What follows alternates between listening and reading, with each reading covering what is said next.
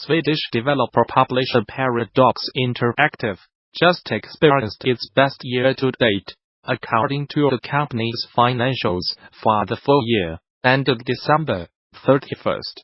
2018 The Stellars and the surviving Mars publisher saw full-year revenues increase by 39% year-on-year to $13,120.9 million, while operating profits rose by 35% to $455.1 million, $38.7 million. The company also posted its best income quarter on the books during Q4, despite not releasing any new titles.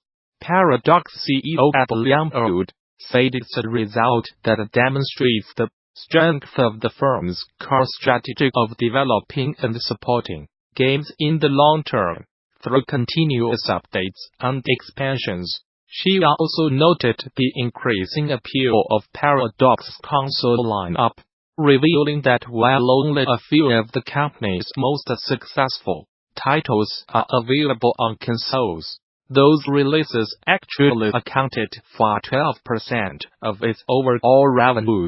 Continuous updates and expansions give our games a long life, both in terms of number of players and recurring revenue, explained Lamberud.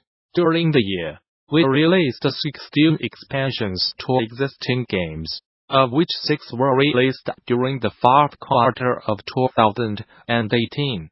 Many of our games continue to be popular many years after release. Europa Universalis IV and Crusader Kings II were released more than 5 and 7 years ago, respectively, but continue to attract both new and existing players.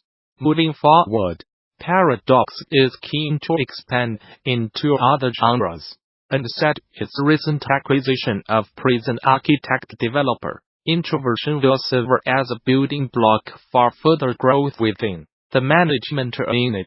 During 2018, the company invested $304 million, $32.5 million into game development and spent another $155 million, $16.6 million on the acquisition of studios and brands, but said it plans to spend even more in the coming year. It is important to point out that our growth journey is just beginning. In 2019 we will invest more than ever in building for the future, continued Lamberud.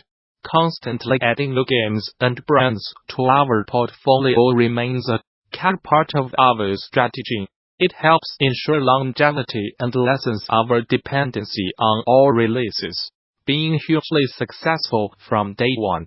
Video games now account for more than half of the entire United Kingdom entertainment market, according to a new report from the Entertainment Retailers Association.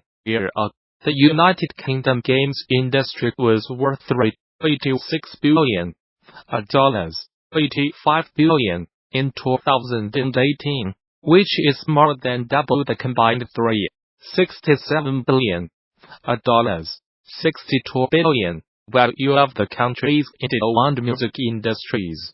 Although the games market is now the biggest in United Kingdom entertainment, year-over-year sales of physical console and PC titles actually fell by 8%, while digital sales increased by 12.5%. That upswing means digital sales generated 81% of the United Kingdom's video game revenue in 2018, although a lot of the biggest selling titles, such as FIFA 19, Red Dead Redemption 2, and Black Ops 4 still did well at retail. Overall, the Arab League's games came out on top because of the sheer scale of the industry, and noted that the video game market has now more than doubled in value since 2007. The games industry has been incredibly effective in taking advantage of the potential of digital technology to offer new and compelling forms of entertainment, commented Ares CEO.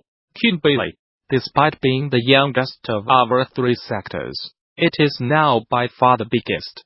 You can find out more by checking out the year's full report right here. We have also taken the liberty of highlighting the United Kingdom as best-selling physical console games of 2018 below. Blizzard has extended its publishing deal with NetEase, so the tech company can continue distributing its games in mainland China. The pair have been working together to publish Blizzard titles in the region for the past 11 years, and have now extended their publishing agreement until January 2023. The collaboration began back in 2008 with a licensing deal to bring StarCraft II and the Battle.net platform to China. Since then, the duo have worked together to launch other titles like World of Warcraft, Hearthstone, and Diablo 3 in a region. We are pleased to continue our successful partnership with Blizzard after more than a decade of close cooperation, said William Dean, founder and CEO of NetEase. The scope of our collaboration is now deeper and broader than ever before. We are confident that together we will continue to bring even more exciting game experiences to players worldwide. The Gamasutra job board is the most diverse, active and established board of its kind for the video game industry. Here is just one of the many positions being advertised right now. Location: Irvine, California. Obsidian is looking for a creative sound designer with the capability to design and implement assets, manage entire projects, and specialize in key audio systems. Over the course of over 15 years in the industry, Obsidian has sold millions of units, won a ton of awards, and above all, we have always put our players first in every decision we have made. Our titles require rich and detailed soundscapes that tell a story, and empowers moves the player. That's where you come in. The sound designer will work closely with the audio and development teams to plan, design, and integrate high-quality, engaging sound effects from the conceptual stage, all the way through to polished engine integration on our current project, The Outer Worlds. Responsibilities, requirements, places, interested. Apply now. Whether you are just starting out, looking for something new, or just seeing what's out there, the Gamasutra job board is the place where game developers move ahead in their careers. Gamasutra's job board is the most diverse, most active, and most established board of its kind in the video game industry, serving companies of all sizes, from indie to AAA. Looking for a new job? Get started here. Are you a recruiter looking for talent? Post jobs here. Gearbox CEO Randy Pitchford is being accused by former general counsel of the studio for receiving a secret $12 million bonus from publisher Take-Two Interactive. This legal dispute comes shortly after Gearbox sued his former counsel, Wade Callender, back in December 2018 for fraud and breach of fiduciary duty.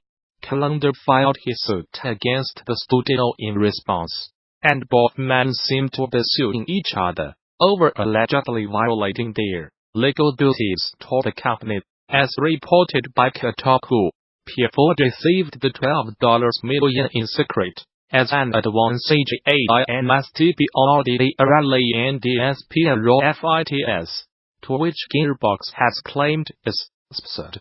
According to the lawsuit filed by Gearbox, the studio alleged that Callender, who worked at the company from 2010 until 2018, borrowed money for a home loan and tuition, neither of which were paid back in full. The studio also claims Callender destroyed evidence of the home loan agreement. In addition, Callender reportedly abused the privilege of credit card access by charging unapproved, wholly personal expenses including family vacations, gun club memberships, and firearms accessories. In December, 2018, Calendar sued Gearbox and Randy Pitchford, accusing Pitchford of violating various contracts involving both Gearbox and a separate real estate company that they both owned, as well as Calendar's own employment contract. The lawsuit against Gearbox alleges that Pitchford struck a deal in 2016 to receive a personal, secretive, executive bonus of $12,000